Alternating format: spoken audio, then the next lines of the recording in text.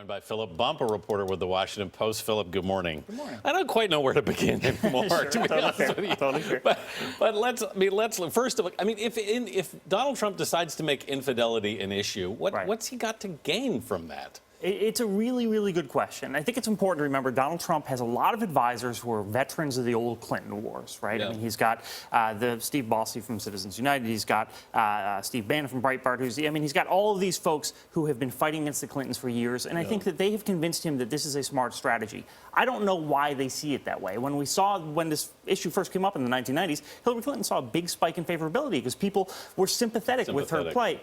Maybe it's a play for millennials who haven't heard the stories, potentially, and the shift in sort of sexual politics, but it's strange. What does he get out of the Machado back and forth?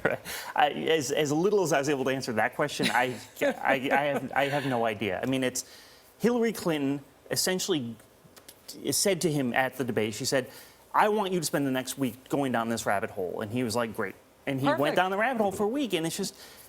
I think one of the things this shows is that even after a year and a half of campaigning, even after all these transitions in his leadership team, no one has figured out how to keep Donald Trump from damaging his own candidacy. The poll suggests that Hillary Clinton won the debate. They suggest that pretty strongly, in fact.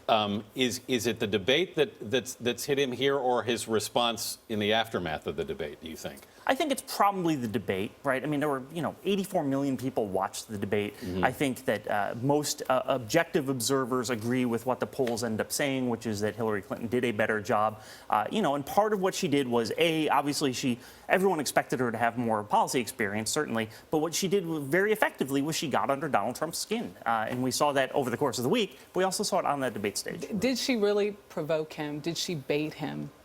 Oh, yeah, absolutely. I mean, she started out and she called him Donald, and she said, "Your father gave you $14 million, and that's how you started." I mean, she did all these things very intentionally to get under his skin.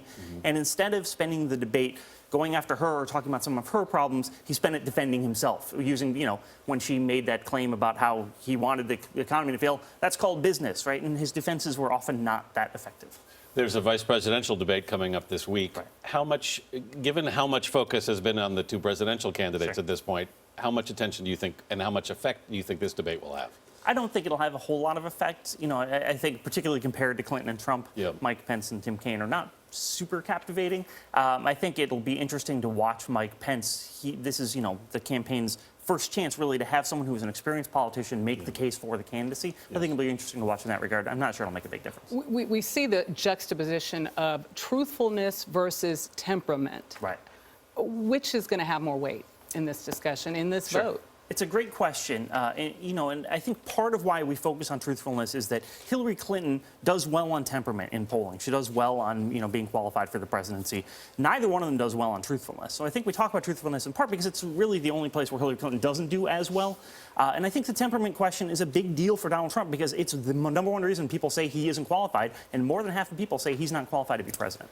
All right, Philip Bump from the Washington Post, we thank you for joining us. My pleasure. Well, the next debate is Tuesday, and that will be with the vice presidential candidates. It will be moderated by our own Elaine Quijano of our streaming news service, CBSN. Coverage starts at 9 p.m. Eastern Time.